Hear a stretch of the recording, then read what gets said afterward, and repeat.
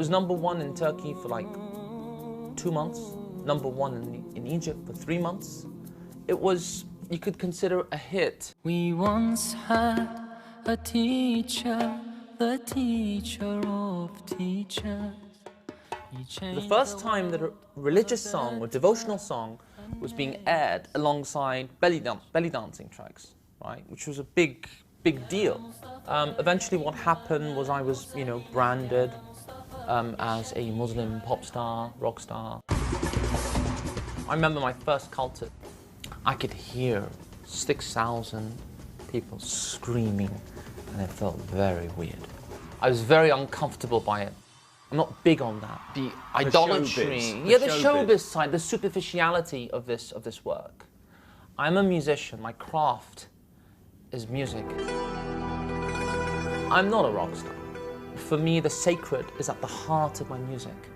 What was your experience of growing up in Ealing? It was a bit of an anomaly, really, as a teenager. So I'd go into school, straight into the dining room, the piano, and play the piano, and I'd wear the cravat. I looked like a weirdo. Every secret I forgot. What sort of thoughts and ideas are in the music? The modern world, in so many ways, is so arrogant. It looks down at anything that has been passed on to us. It looks down at the past. I don't share that view. So in my music, you'll find a lot of traditional elements.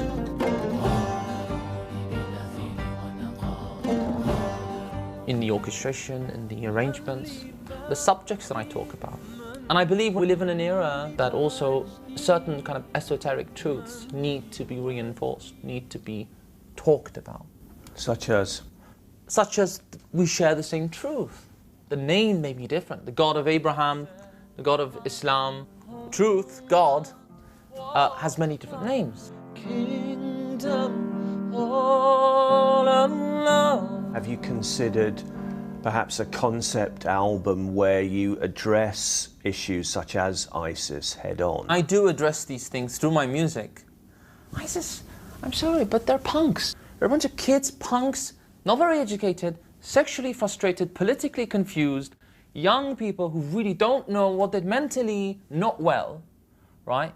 Why are 2 billion people they're expected to apologize? Is it possible to account for the appeal of ISIS to young people in this country, and what, if anything, can be done about that? The problem with a lot of Muslims in this country is that we're disconnected from our roots. We are. So they're neither Indian, Pakistani, Persian, or Turkish, for example, nor fully British. They were somewhere in between. Bin Laden is modern. Extremism is modern. They don't come from traditional Islam. These people don't. Wherever you are, I'll find you. What you have is a generation of people, young people, who essentially believe that their culture is wrong. There's only one pure Islam, and that culture is a nonsense. It's something that you should be wary of, and it's not true. Now, when you say all of that is a nonsense, you're essentially saying 1,400 years of what your forefathers have learned is wrong. It's all being wrong. This is the only way. I mean, that can only bring a nightmare. That can only bring disaster. Horror, sun.